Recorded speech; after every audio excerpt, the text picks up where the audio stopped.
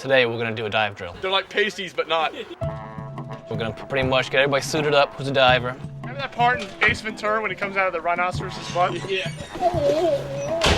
We're gonna have a dummy in the water who's gonna have a cadaver scent. Throw this on the dummy. I got him. Nothing. Nothing here. Hey, can you pee in these suits? We're gonna also conjoin a dive drill with the dog team. And they're working on the scent skills of smelling a body under the water. Come out. The dummy is placed out in the water in an unknown location, and what we do from there is while our guys get suited up, the dog team goes out on the water and they do their drill to find a possible location of the body. See how the wind's doing. When that dog first alerts, that's when they know they picked up a scent. When he walks down to the back of the boat, that means they have passed the scent. And that gives them a good location where the body could possibly be found. From there, divers go out and we start doing our drill. And once he finds the location of the body, the diver will bring the body up. So when we do drills, we try to make it as fun as possible. So we'll get together, we'll cook out, we'll do everything that we need to do, but we also have a good time doing it.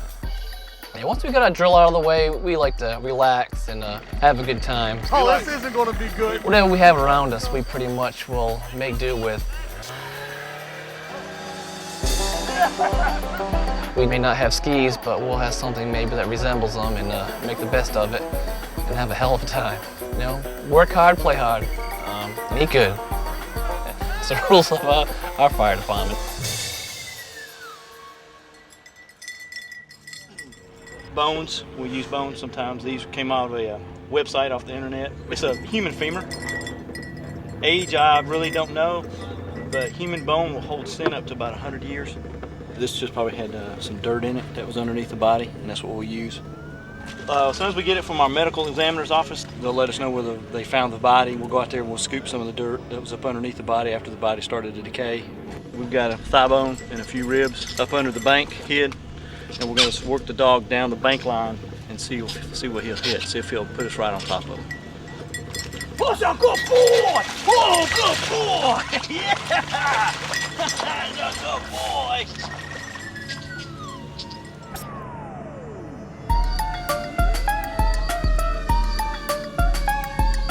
We have a single vehicle, motor vehicle accident. We have one person still inside. They're attempting to open up with simple hand tools. Upon our arrival, we'll probably get a detail to go ahead and use the Jaws of Life. The Jaws of Life is actually a series of tools. The one tool, which is a spreader, spreads open doors. Another tool is used to cut off the roof on a car. Another tool is used to push the dash off the patient in the car. Each tool has a unique purpose and a unique function. The Jaws of Life are important tools in our arsenal. It gets the people out in the critical times, the golden hour. The quicker we get them out, the faster we get to the hospital, the better chance of survival is for them. An extrication job, pretty much the first thing you want to do is make it as safe as possible, so you have to stabilize the vehicle. Well, that way it won't roll on you if it's on its side. Most firemen are very good dynamic thinkers. You put them in a situation, a fire-related problem, a rescue-related problem, they may not know exactly what the book says it's supposed to do, but they will come up with a way to make something work and get the job done. Gonna make a couple cuts, flap the roof back. So once we're able to flap the roof, we'll be able to get to the victim, put on the backboard. You're in there pretty much cutting a car out around a person. And a lot of times stuff you're gonna do is gonna inflict pain on that person. So you're gonna hear these people screaming and yelling, they're grabbing you, they're telling you to stop. So you do what you can not to injure them, not to hurt them any more than you have to. But at some point, sometimes you just gotta move something just a little bit more to get that person free. And you're gonna inflict just a little bit more pain on them, but it's gonna save their life. On the traumas, we try not to really do a whole lot on the scene. We try to get the patient in the ambulance and get them to where they need to go. In a bad car wreck, chances of internal bleeding are good if it's bad enough, and that's what you need. They need a surgeon. Our goal is to, if they have trouble breathing on the way to the hospital, is to take care of that and to keep them sustained till we get there. Y'all ready to put this stuff up? He's closing shop. It's always a good feeling to get that person out alive and send them in the ambulance to the hospital. Makes you feel good. Makes you feel you did your job, did it well. At the end of the day, we like to come out here on deck and have a little camaraderie with the guys, have a smoke, relax, have a little downtime if we can. We found his camera, and he's got some really explicit pictures. When he goes What is this? Whose is that? You got a nipple ring? I was drunk. We cook dinner, usually around 5, 6 o'clock. Get a chance to eat it around that time. After supper, we sit down, watch a little TV. We get to relax. That's a downtime. And get ready to go to bed, brush your teeth, take a shower if you had a job earlier. Pretty much go back in that bunk room and sleep. If you can get an hour or two, it was great. If sleep all night, which is once in a blue moon, you'd be lucky.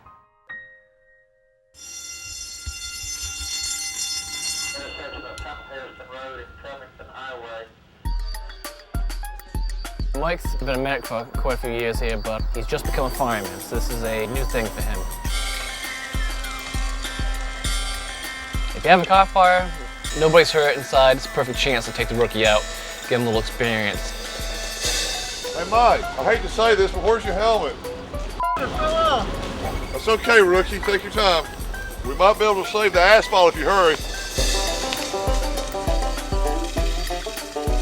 A little car fire for him means the world, where it's just old hat to us. So get him out there, get him, put his gear on. We usually get him all bunkered out and get him worked up and set him loose on a little car fire.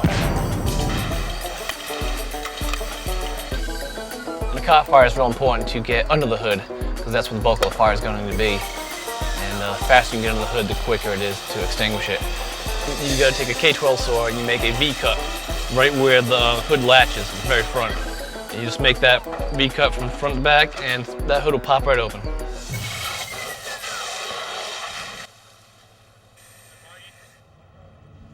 This car I was missing its VIN plate, which pretty much means the car was stolen, probably chopped, used for parts, and burned to hide any evidence. This is pretty common around here in this area.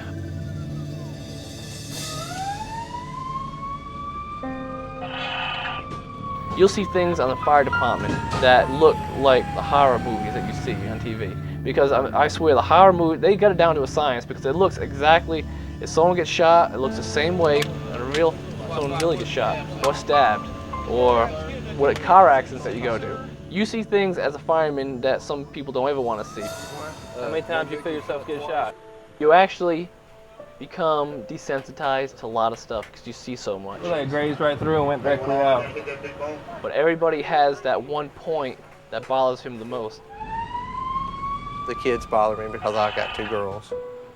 So I know what it's like to have children. I can't even imagine what it would be like to lose one. And so that bothers me. I don't like that a bit. You know, a lot of times we'll try to help each other out, talk with each other about things.